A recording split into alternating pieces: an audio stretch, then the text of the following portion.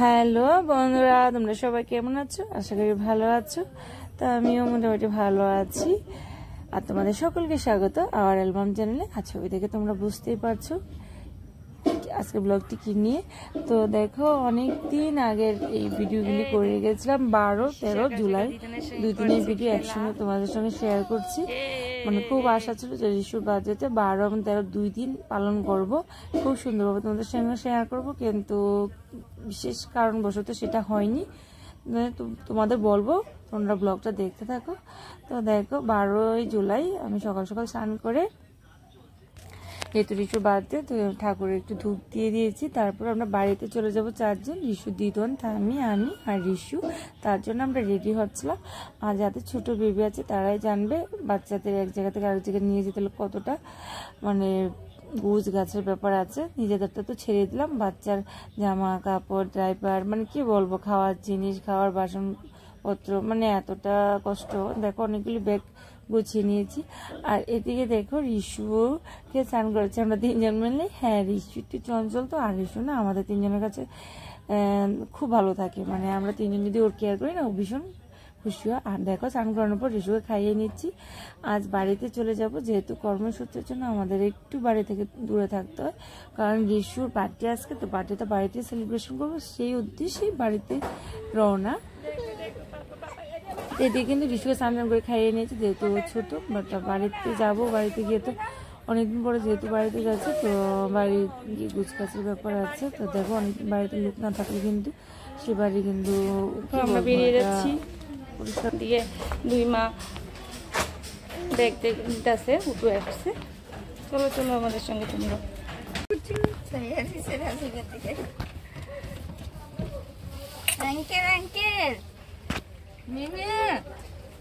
কই রে চুনটুনি?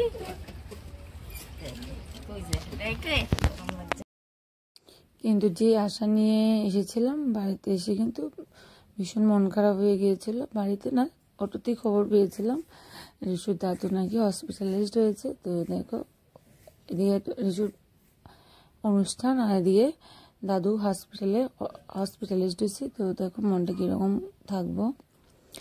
আর এদিকে দেখো, কিন্তু রিশু ঘুমিয়ে গেছে। আর রিশুকে তো ছান করিয়ে খাইয়ে দিয়ে নিচ্ছি, তো এই টেনশনটা আর কিছু ছিল না, তো ঘুমিয়ে গেছে। তো দেখো, এসে কিন্তু মোবাইল আর ধরতে পারিনি, কারণ রিশু দাদু যেহেতু হসপিটালাইজড, এই নিয়েই খবর নিচ্ছিলাম বারবার। কারণ রিশুর দাদুর উপরেই ছিল রিশুর বার্থডে যে লুকদের খাওয়ানো হবে, সেই দায়িত্বটা। তো এটা কে করবে? হঠাৎ করে কিন্তু লুকও পাওয়া যায় না রান্নার। এই নিয়ে আমরা ভীষণ টেনশানে। তারপর রাত্র 9টা ওই মানে এসে আমরা লুক খোঁজাখুঁজি, কারণ নিমন্ত্রণ করে ফেলেছিলাম। তো এটা তো একটা মান সম্মানের ব্যাপার হয়ে গেছে। তো অনেক খোঁজাখুঁজির পর একজন লুক পেয়েছি। যাই হোক, আলটিমেট আমরা পার্টিটা করছি, তবে সেরকমভাবে করবো না, যেহেতু দাদু হসপিটালে আছে। তো এটা ভীষণই মন খারাপ। আর দেখো, এই যে ডেকোরেশনটা ইস্যুর পাপা করেছে। আর সে দেখো, রাতে 9টা বাজে আমরা মানে ইস্যুর জন্য কিন্তু একটু পায়েস করে নিচ্ছি, কারণ ইস্যু যেহেতু বার্থডে, তো একটু মিষ্টি মুখ করাবো। এই যে সোনা বাবা। আর এদিকে দেখো, এই বার্থডেটা তোমাদের সঙ্গে শেয়ার করছে না, এটা একসঙ্গে শেয়ার করবো। 12 তারিখে আমি তারিখে 2 দিন নিজেই বার্থডে করেছিলাম। আর এদিকে কিছু রান্নাবান্নার লুক কাটাকাটি করছে। আর এদিকে দেখো, পান্ডা নিজে কিছু খাওয়া দাওয়া, টেবিল সব কিন্তু সাজিয়ে রাখা হয়েছে। এটা 13 তারিখের ব্লগটা দেখাচ্ছি তোমাদের, ভিডিও করে রেখেছিলাম। 12 তারিখে আমরা নিয়মটা করেছিলাম। দেখো, ডেকোরেশনটা তো রিশুর পাপা করেছিল, আর বাকিটা আমি করে নিচ্ছি। আর বন্ধুরা, যারা অলরেডি সাবস্ক্রাইব করে নিয়েছে তাদের অসংখ্য ধন্যবাদ। আর যারা এখনও সাবস্ক্রাইব করেনি, প্লিজ আমার চ্যানেলটাকে সাবস্ক্রাইব করে নিয়ে পাশে থেকো। আর এখন থেকে রোজ, যেহেতু আমি সার্ভিস করি, তো আমার সময়টা এরকম পাই না, তবু আমি চেষ্টা করবো রোজ শেয়ার করতে আমাদের লাইফস্টাইলটা। আর দেখো, এটা 12 তারিখে 2টা কেক এনেছিলাম। 12 তারিখে একটা, এই যে এটা রিশু 12 তারিখ কাটছি নিয়ম করে, কারণ 12 তারিখে রিশুর বার্থডে। আর 13 তারিখ ভেবেছিলাম অনুষ্ঠানটা করব, কারণ 12-13 2 দিনই কিন্তু রিশুর পাপার অফিস ছিল। তো ভেবেছিলাম 12 তারিখ কেকটা কাটবো, কিন্তু আমরা 12 তারিখে কেক কেটেছি। আর 13 তারিখে কেক কেটেছি, কিন্তু ভীষণ ভারাক্রান্ত মন নিয়ে। আর রিশুর প্রথম বার্থডে বলে কথা। আর রিশুর দাদু কিন্তু 13 তারিখ হসপিটাল থেকে ছুটি পেয়ে গেছিলো, তো এখানে একটা খুশির ব্যাপার ছিল। আর তো এরকম কিছু হয়নি রিশুর দাদুর, মানে হঠাৎ করে তিনি একটু অসুস্থ হয়ে গেছিলেন, তো তার জন্য আমরা আবার সাহস পেলাম যে না, বার্থডেটা করা যায়। আর দেখো, এটা হচ্ছে 13 তারিখের কেক। 12 তারিখে কেটেছিলাম, আর 13 তারিখের এই কেক দুতলাটা।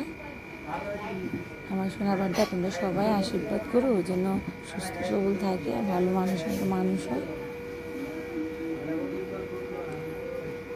যে ঋষাদত্তর দ্বিতীয় কেক 13 তারিখে আমরা কেটেছিলাম আনুষ্ঠানিকভাবে, এবং ওই দিনই লুক খাওয়ানো হয়েছিল, নিবেদন করে রেখেছিলাম। সব কিছু বাচ্চা ধারণ করে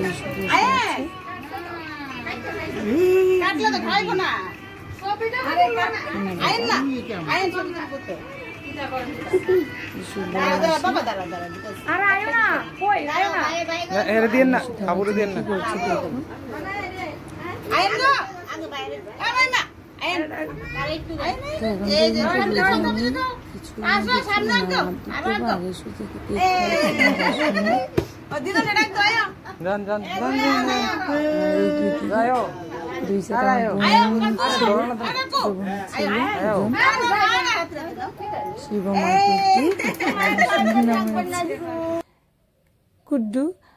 এই দেখো,